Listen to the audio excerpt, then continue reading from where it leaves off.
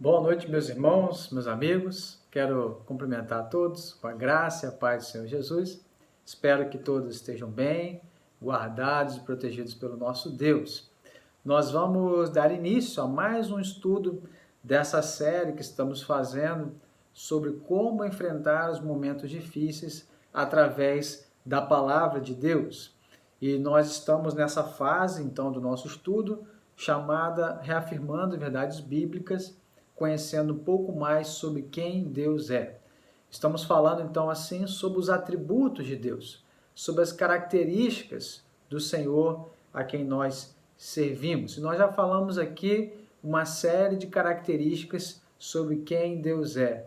Falamos a respeito da sua onipotência, falando a respeito da sua onisciência e falamos também já a respeito da sua onipresença. Então, nessa ocasião, nesse estudo, nós vamos continuar falando sobre os atributos de Deus e hoje, de maneira mais específica, iremos falar sobre a espiritualidade de Deus. A espiritualidade de Deus. É muito comum, talvez até mesmo você, já tenha se perguntado ou escutado pessoas que se perguntam o seguinte: do que Deus é feito? Né? Ou ainda pessoas que vão perguntar: será que Deus tem carne? Será que Deus tem osso? Né? E as pessoas vão imaginar Deus como um senhor de barba branca sentado em um trono. As pessoas ainda se perguntam: será que Deus tem algum tipo de matéria? Será que Deus tem energia? Será que Deus é energia? Como que você imagina Deus? Na figura folclórica, Deus pode ser visto de diversas maneiras. Há muitas caricaturas, representações. Porém, a palavra de Deus é a única fonte segura que nós temos que vai nos apontar com precisão, com exatidão, com veracidade, quem de fato Deus é. E nós vamos nesse momento olhar para a palavra de Deus, para a Bíblia Sagrada e ver aquilo que ela nos diz sobre quem Deus é. Então nós vamos trabalhar nesse momento, nesse estudo, sobre a seguinte afirmação: Deus é Espírito. Deus, ele é Espírito. É importante que se destaque logo no início que Deus, ele não tem corpo. Deus, ele não tem corpo físico e ele não é feito de nenhum tipo de matéria. Ele não tem nenhuma parte que seja como uma das suas criações. Deus também, ele não é, como muitos imaginam, como uma fumaça, como um vapor, né? Deus também, ele não é energia. Deus também não é pensamentos positivos. O ser divino, ele não se parece em nada com as coisas que foram criadas. O ser divino é uma espécie de existência que é bem superior a tudo aquilo que nós conhecemos. Por isso que o próprio Senhor Jesus disse que Deus é Espírito. Deus é Espírito. O texto de João 4, 24, Jesus diz: Deus é Espírito, e importa que os seus adoradores o adorem em espírito e em verdade. Veja que interessante essa afirmação de Cristo. Deus é Espírito. Mas o que significa dizer que Deus é Espírito?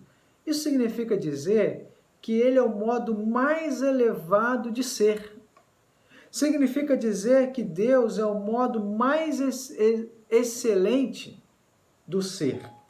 Significa dizer que é uma forma de existência muito superior a qualquer coisa que se conhece.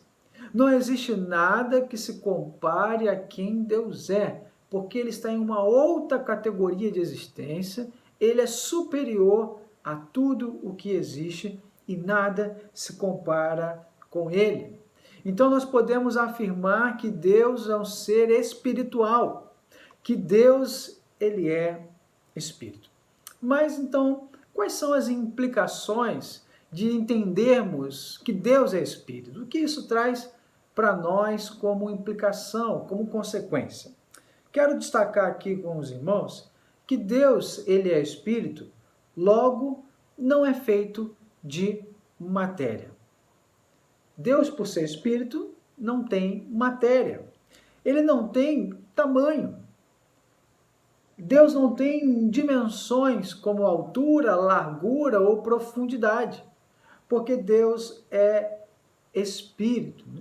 Cada vez que nós falamos que Deus é grande, que Deus é um Deus grandioso, nós não estamos nos referindo ao seu tamanho, mas sim ao fato de que ele pertence a uma outra ordem de existência. Ele é um ser grande, porque ele está acima daquilo que nós conhecemos. Deus é Espírito. Não dá, meus irmãos, para ver Deus, porque Deus, ele não tem matéria. Deus, ele é Espírito e o Espírito é invisível. E eis aqui, irmãos e amigos, a maravilhosa bênção da encarnação de Cristo. Porque nós não podemos ver Deus, porque Deus é Espírito e o Espírito é invisível. Mas Jesus Cristo é o Deus encarnado. Jesus Cristo é o Deus que se esvaziou, assumindo a posição de uma criatura, podendo ser visto, podendo ser tocado pelos homens. No texto de Filipenses 2, 7 e 8 diz que antes a si mesmo se esvaziou, assumindo a forma de servo, tornando-se em semelhança de homens, reconhecido em figura humana.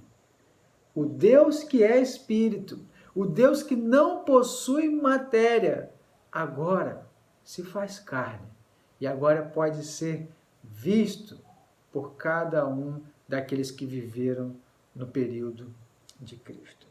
O Deus que é Espírito assumiu a forma de homem. O Deus que é Espírito assumiu a forma de servo. Por isso, a isso chamamos de a humilhação de Cristo. Chamamos isso da encarnação, o Deus que se fez carne. Então não pense em Deus como alguém que possui matéria. Não pense em Deus como alguém que possui um corpo físico, porque Deus é Espírito.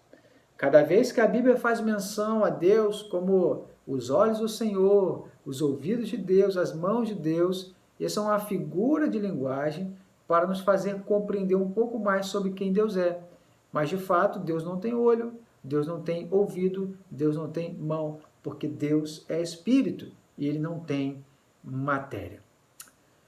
Uma outra implicação, ao entendermos que Deus é Espírito, é que nós podemos entender que, logo por ele ser Espírito, não deve ser representado por nada que seja material. Deus é Espírito. Ele não deve ser representado por nada que seja material.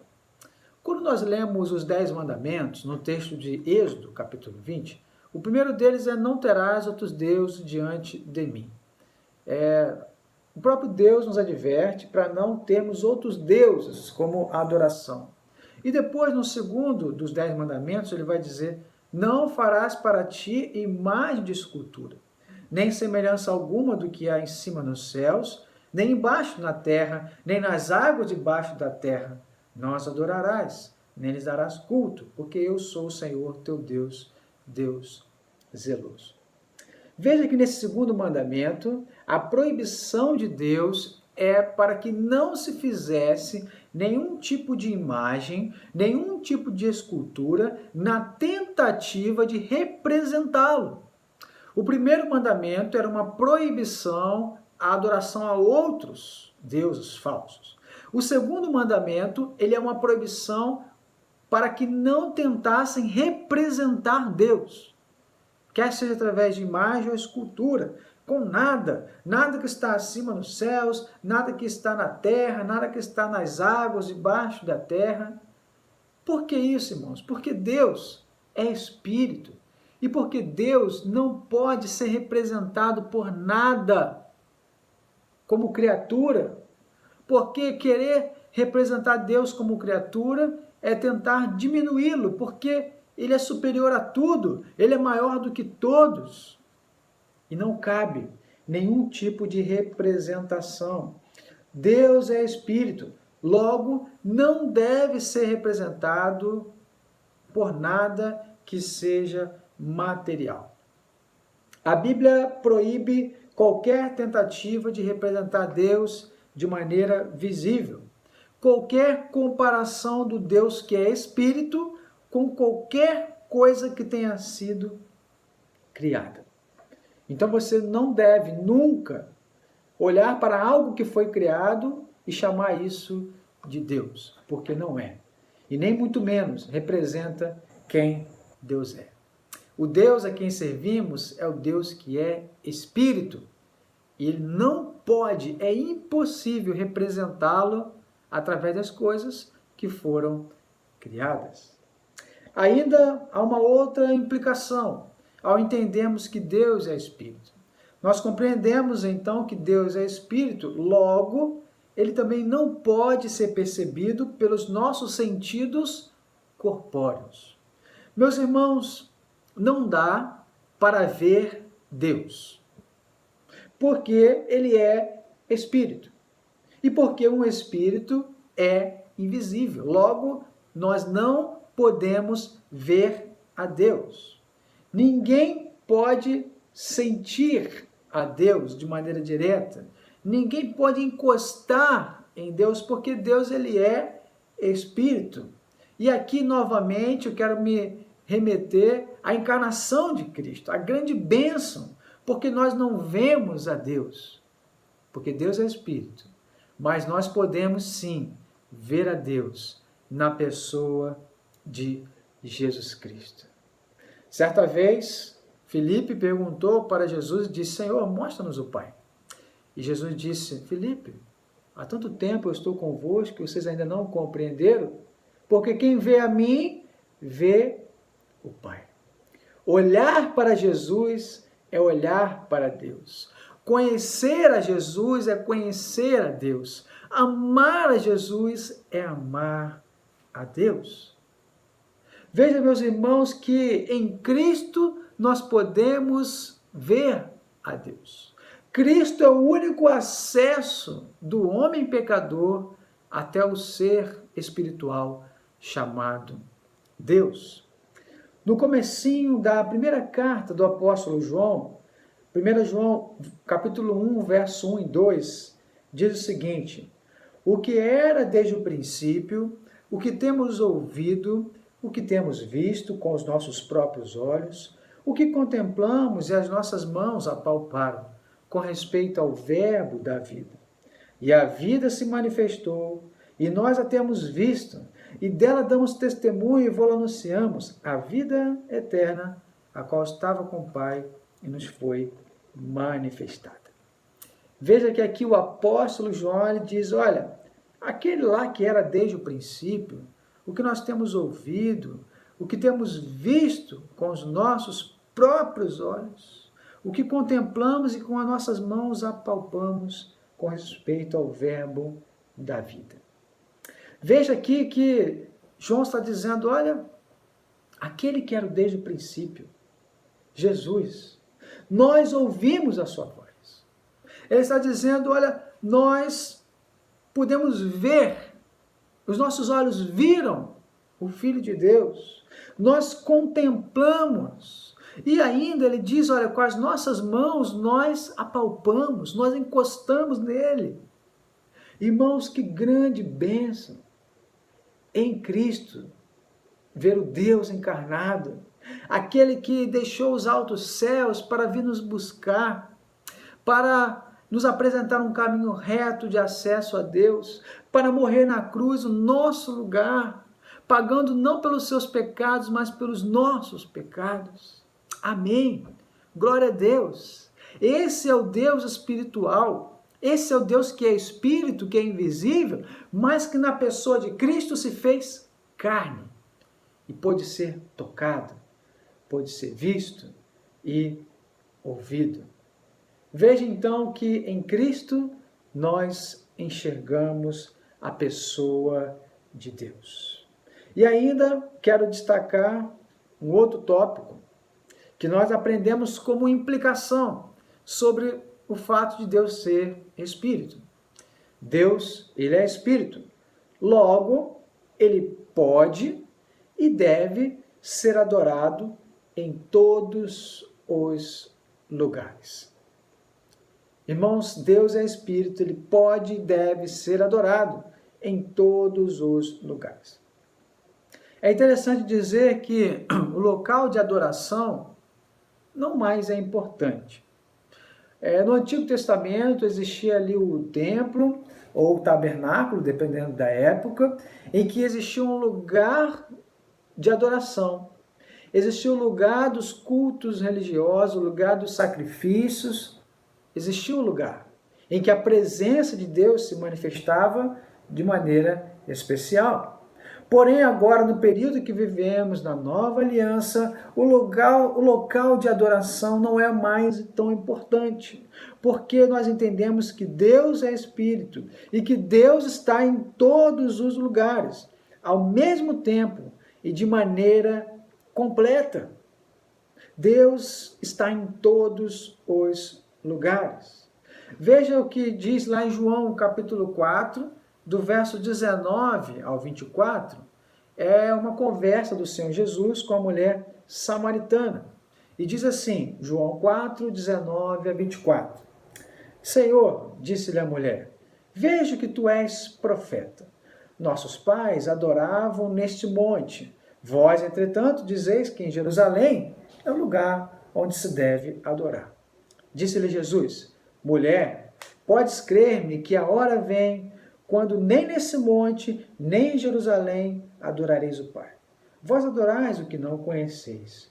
Nós adoramos o que conhecemos, porque a salvação vem dos judeus. Mas vem a hora e já chegou, em que os verdadeiros adoradores adorarão o Pai em espírito e verdade, porque são estes que o Pai procura para seus adoradores. Deus é Espírito e importa que os seus adoradores o adorem em espírito e em verdade. Veja que interessante esse texto. A mulher samaritana, tirando uma dúvida com Cristo, diz, olha, os nossos pais dizem que a adoração deve ser nesse monte. E vocês dizem que a adoração deve ser em Jerusalém. Afinal de contas, qual o lugar certo para adorarmos a Deus? E depois Jesus diz, olha, mulher, vem a hora, e essa hora já chegou, em que a verdadeira adoração será feita em espírito e em verdade. Porque são a esses que o Pai procura.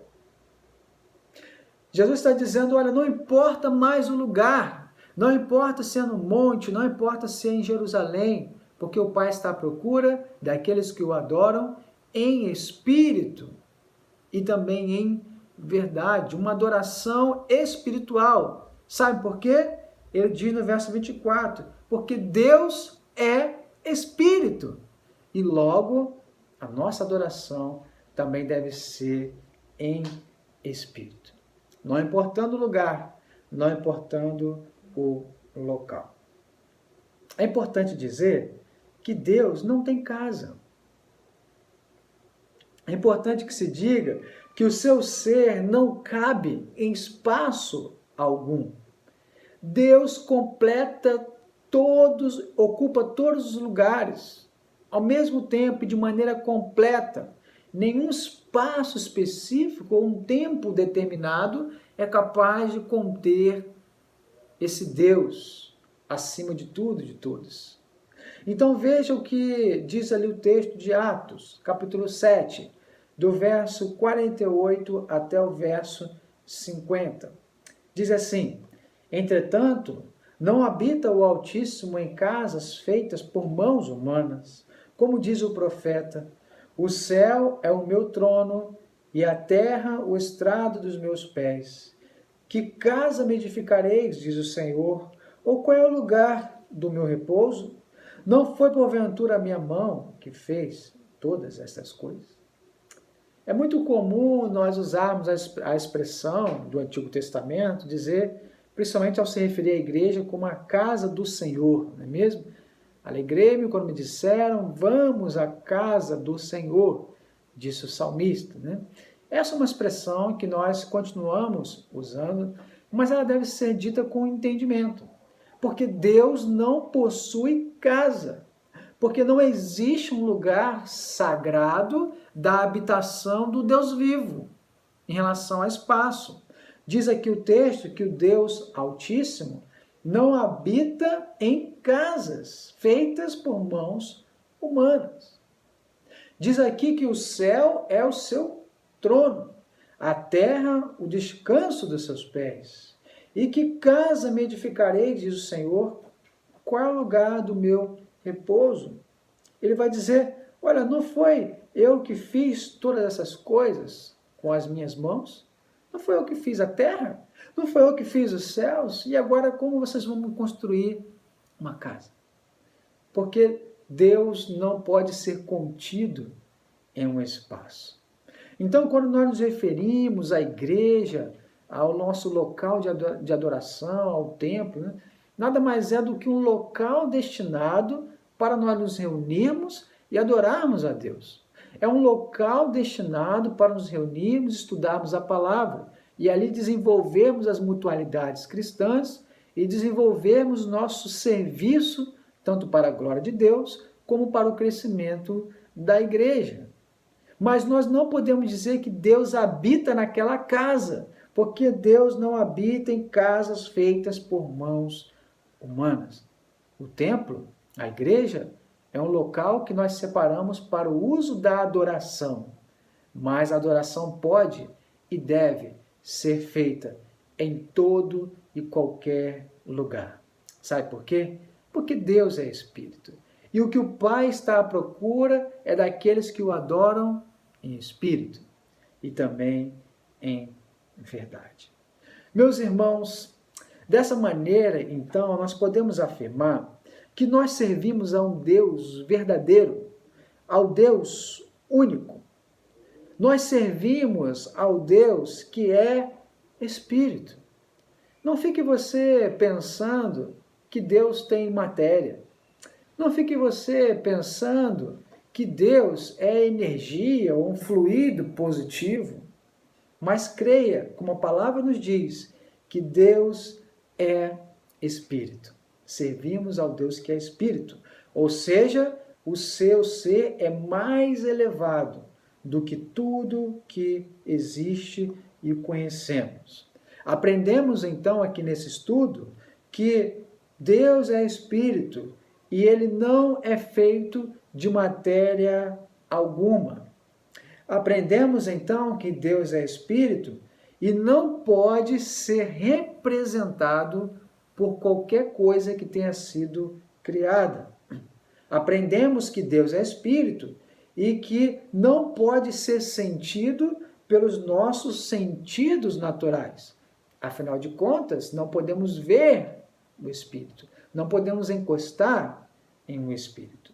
E também que Deus é Espírito e ele pode e deve ser adorado em todos os lugares, porque ele está presente ao mesmo tempo em todos os lugares e de maneira completa.